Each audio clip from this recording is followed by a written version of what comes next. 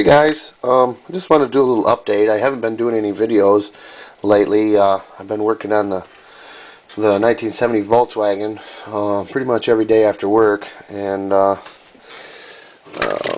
haven't shot any videos of it, mostly because I was more interested in getting stuff done. You know, you don't have very much time after work, but the days being longer helps.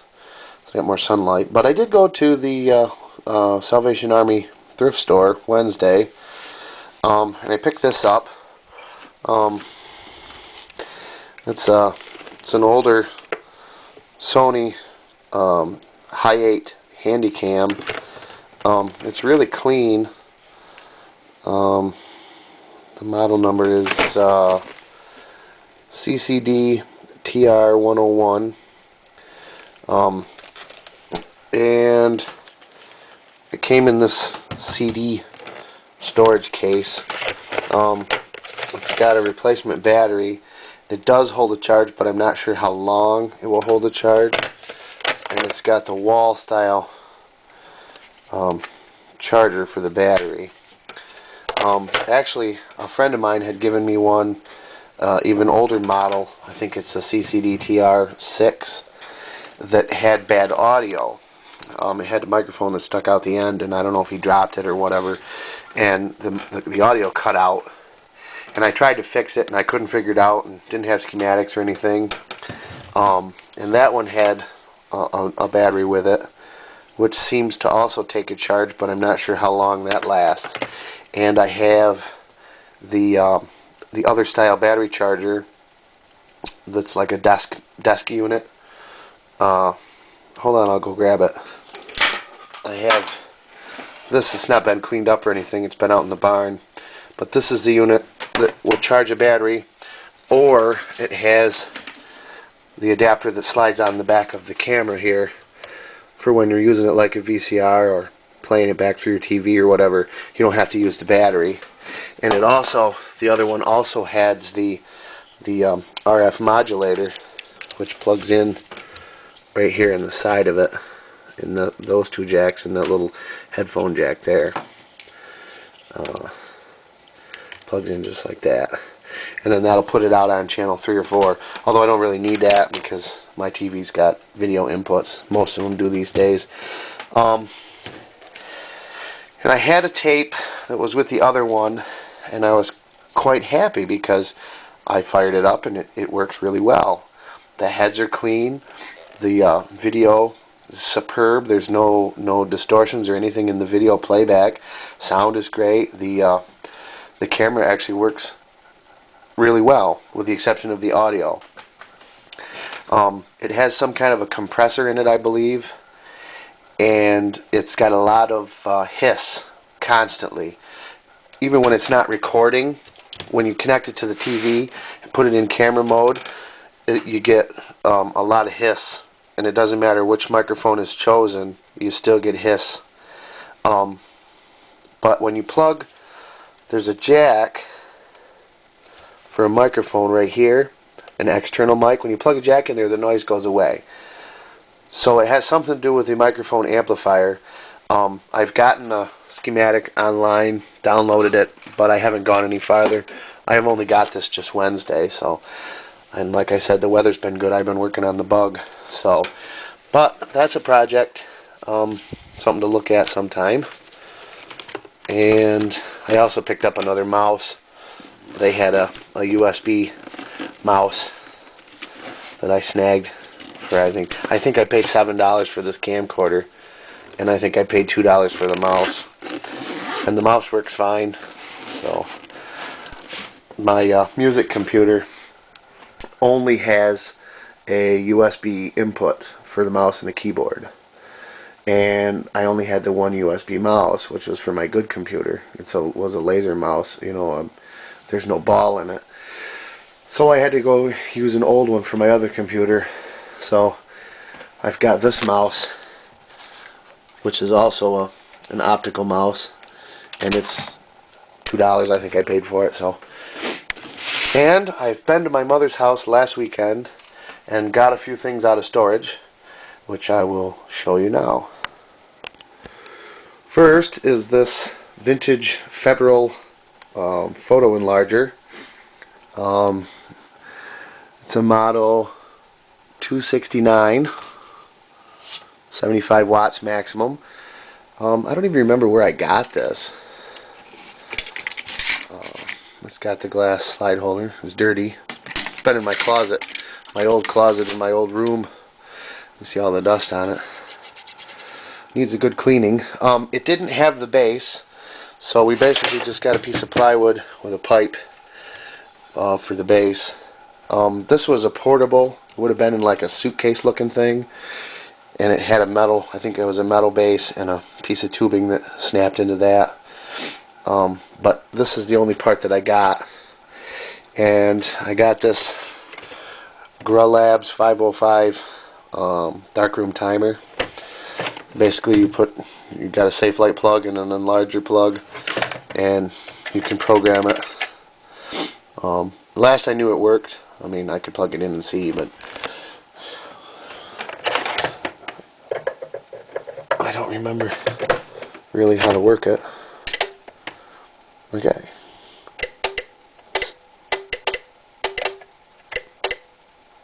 Safe light on, enlarger on. We're set it to time. Let's see. 10 seconds.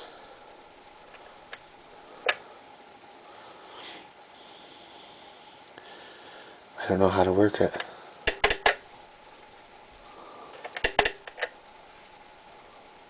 Okay, it says enlarger on.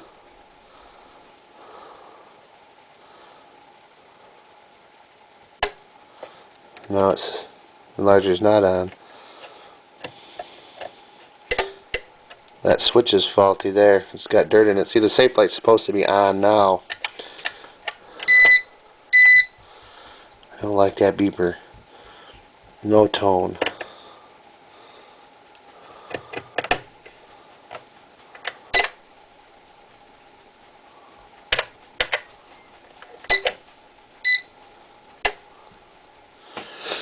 Huh, okay, well it works. The switches and stuff are dirty, but it does operate. Okay, next item. Next item is this True Tone 8-track. I don't remember where I got this either. Doesn't really have a model number on it that I can see.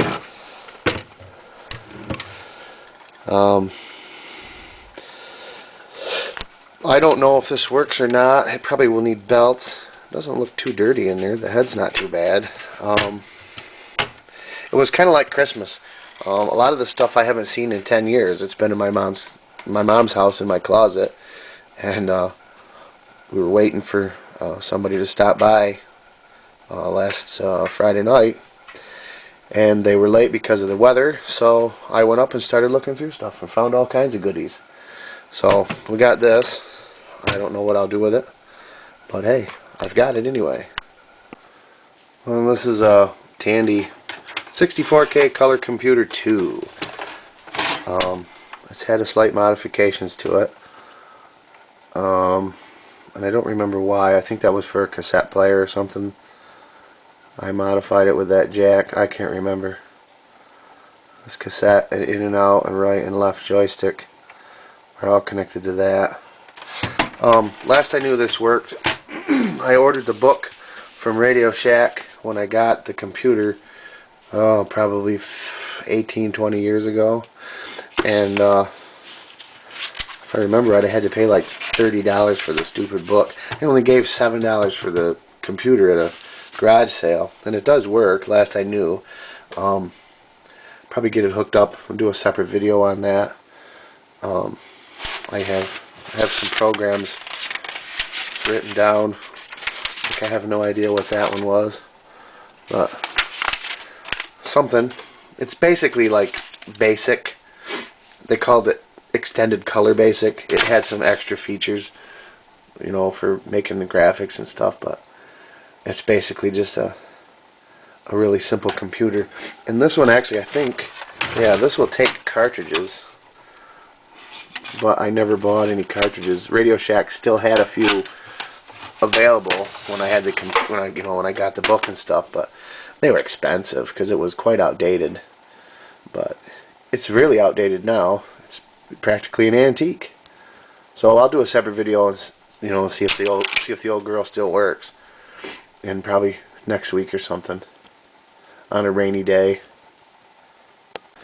And we have this W.M. Welch Scientific Company, Chicago, USA. It's a model of a 4-cylinder engine, and this has had some modifications on it too. If I knew it was it's not worth a lot, but they made these back as early as like the 20s, I think, 20s or 30s.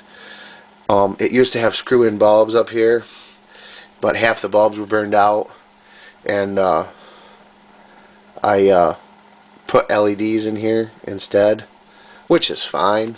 I mean, it didn't really hurt anything, except I don't think I have the bulb sockets anymore.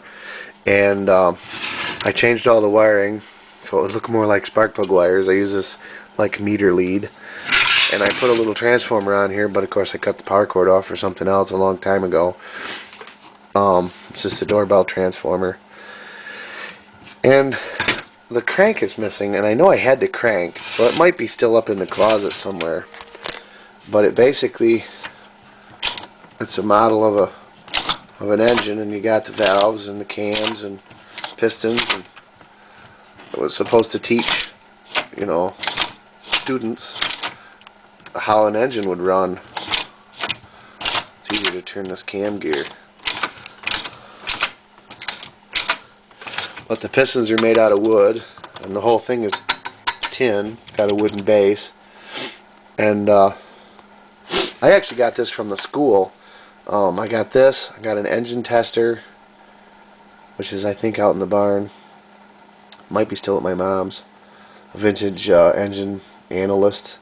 And this I got from school. They were cleaning out, throwing stuff away, and they gave them to me. So that was kind of cool. I got this way back when I was in high school. So, and I imagine it would have run on probably a lantern battery, because there are some connectors here where probably would have just had a lantern battery connected up to run the 6-volt bulbs. So I might see if I can get me some 6-volt bulb holders and try to fix it back the way it was. And I got to find that crank. I don't know what happened to the crank or why it would be missing. But I know it came with a crank, but I don't know what happened to it. So I'll have to look for that. And these aren't that interesting. Just a couple reel tapes. I only have 2 from this group. And this one is labeled number 14, and this is number 9. This one doesn't say what's on it, but this one says Bachman Turner Overdrive, June 1974. Foghat Energized, June 1974. Deep Purple Machine Head, 1974. Traffic Shootout All the Fantasy Factory. Oh, Shootout at the Fantasy Factory, June 1974. The rest is full. The rest is full on tape. Something 10 songs. I don't know, but I'll have to get one of my players out and see what they are, see how good they sound, and see what's on this one. This one doesn't say, and I don't remember where I got them. They must have been in a box of stuff that somebody gave me or I bought. I can't remember. And this is my Allstate mechanical train. This was my dad's. He's got written out here $3.94, Marks, 1960. I believe it's an Allstate, but it's also got some extra parts. Like there's more track in there than there's supposed to be, and there are some extra cars. But from what I can tell from online, Marks made the Sears Allstate train set because the engines are the same. They're a plastic engine. Well, I can show you. They're a plastic engine, and this is exactly the same engine that the Sears the Sears train, this one has, is the same as the Marks. They look identical. And it came with this engine, this coal car, this metal car, and the caboose, I believe, was the original train, from what I can tell. Most of them, this car is red and the caboose is yellow, the 2 or 3 that I found online. But this one also has a plastic coal car, which is, you know, almost the same as the train, made out of plastic. And it's got a Sunoco tanker, Lionel lines, and it's got this State of Maine Bangor Aroostook Products car, and it's got a lot of extra track. We had this on a piece of plywood when I was a kid, and some of the tracks are in really rough shape, but most of them aren't too bad. I'm actually watching an auction on eBay. This got a bunch of the curved track and a crossing, but I don't know. I don't really need to spend any money on it. But the engine is completely mechanical. It's basically a little clockworks in there, and I don't think this is the original key either. But you basically just wind her up. I think it's turned on here. Just wind her up.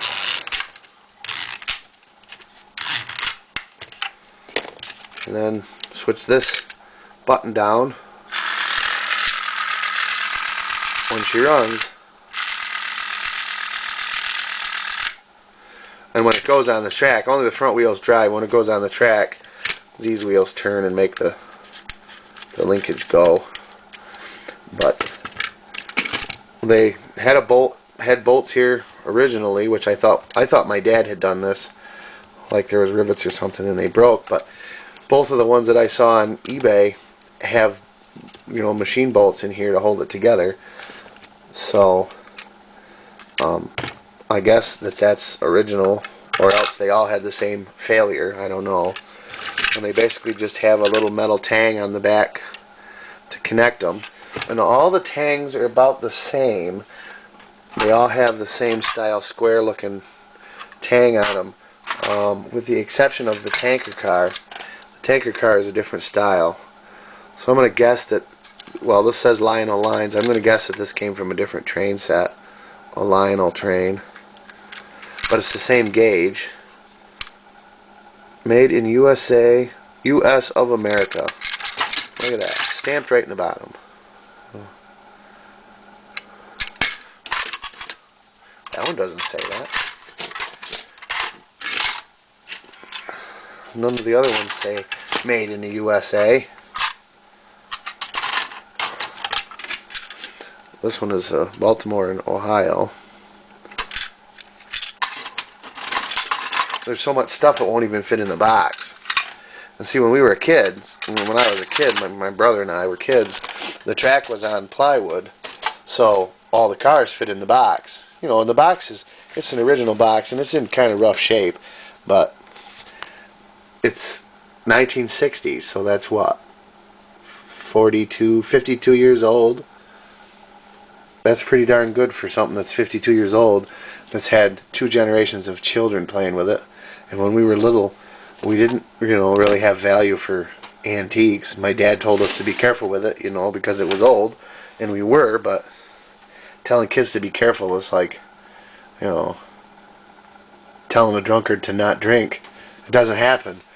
Kids try to be careful, but, you know, you're 5 or 6 years old. It's just a cardboard box. What do you care? So, but it's in pretty good shape for the shape it's in, I guess. And it does run. Oop, there goes one of the pins. So I would, you know, I'll probably get me a piece of plywood or something and mount the track back on it.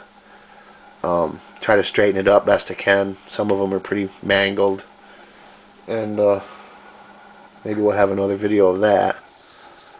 And I got another project for the Volkswagen that I've been working on. I'll show you that next. I gotta have tunage in my car.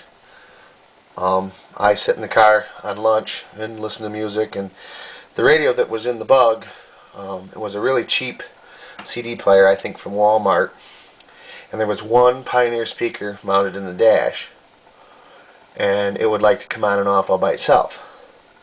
So I replaced that with a Sony CD player that I had in the Spitfire,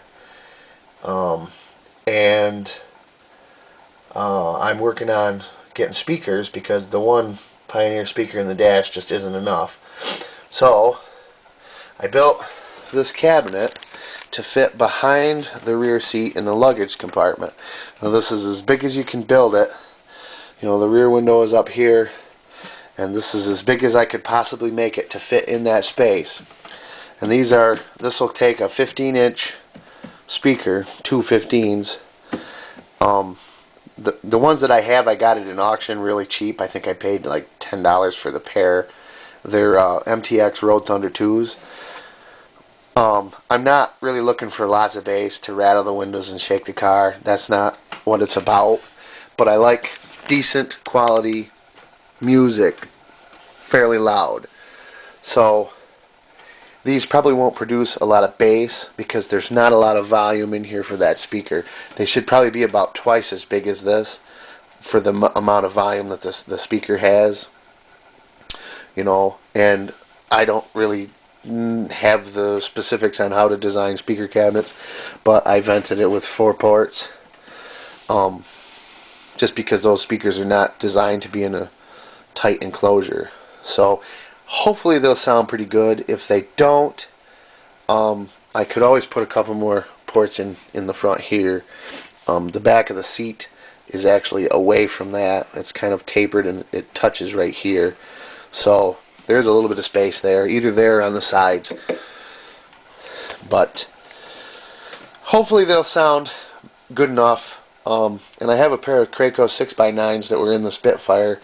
I was going to try to mount under the dash, but there's just not enough room. They're too big, and they'll get in the way of the pedals and stuff. So I'll probably just leave those in the boxes that they're in and put those on the back seat for the front channel. We'll see what it sounds like.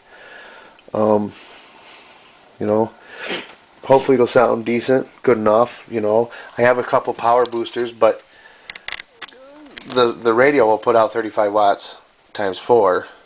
So in my power boosters, I have one that's 40 watts, and I have another one that's 4 times 45 watts. Not like tons and tons of power. So we'll just see. We'll see what it sounds like with just the radio, and if I have to put the power booster on there to get her some more bass, then I will. But I'm going to sand this up a little bit and paint it. But I built this tonight, figured it all out and built it after work tonight, and it's quite tight to fit stuff in there. You know, the seat comes about, you know, up here like this, and you know, it should work. It should work halfway decent. I'm not looking to blow the windows out of the car, and I don't like so much bass that all you can hear is the tin rattling. That's kind of stupid. People who do that are just dumb, in my opinion. That can't sound good. You know, my brother had bass in his truck one time, and it made me sick to my stomach. There was so much bass. You know, that's just ridiculous. I like good quality music, just like listening to your home stereo. That's what I want.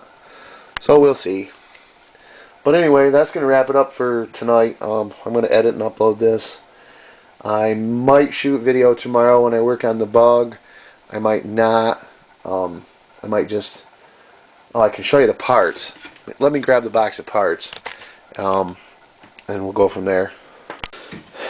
This came in the mail today. This is tie rod ends and ball joints for the Volkswagen. You can get these from Mid-Atlantic Motor Works. We used to be Rocky Mountain Motor Works. Or California J-Bugs for about $14 or $15 a piece. This is the one for the steering stabilizer, tie rod end. You can get them for about $14-15 a piece. Napa has them for 20 something for a 1-year warranty. That's ball joints, 20 something for the ball joints, or $35 a piece for guaranteed forever. I paid I think $35 for the whole set of 4 ball joints. They're made in Brazil. You know, they're not China, but they're not real good ones, but I'm not going to put hundreds of thousands of miles on the car. So I only spent like $75 for everything here. That's basically the entire front end kit, which is not bad. Parts for those bugs are fairly cheap. But there's a clunking in the front, and I can't put my finger on it. I think I got a bad ball joint or a bad tie rod end, and instead of chasing it down, you know, buy one, replace it. Oh, that didn't fix it. Buy something else, replace it. Oh, that didn't fix it. My dad had one that a ball joint broke, and the wheel fell out. You know, tipped out at the bottom. So I'm just going to change them all. That way, I know I'm good for 50, 60,000 miles at least. Hopefully more. You know, hopefully these will last. They look like they're fairly decent quality. They got good boots on them and everything. They're got spring wires holding the boots on. So, you know, hey, hopefully they'll last. And I got these from a seller on eBay called Volktronics.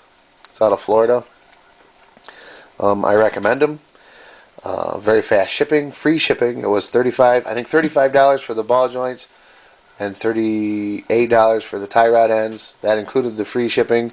He shipped them Wednesday. They got here Friday. It was just a priority mailbox, you know, U.S. Postal Service, and came in 2 days. So I recommend them. Volktronics or Volkstronics. I can't remember. Just look it up on eBay, and it's got all kinds of stuff for VWs.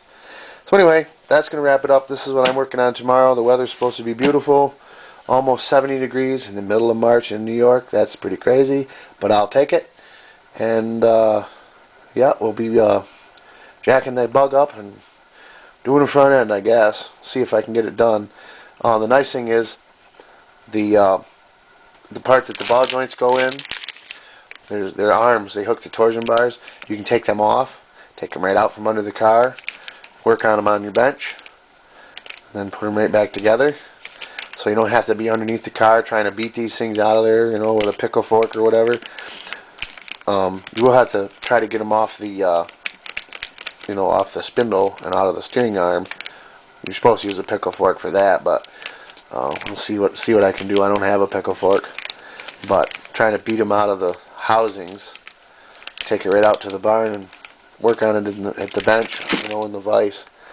And I'm probably gonna do the same thing with the tie rods. I'll try to pull the whole tie rods right out. That way I can measure them and put the new tie rod ends on and keep them the same length, so I don't have to go and have it aligned, because I really don't want to.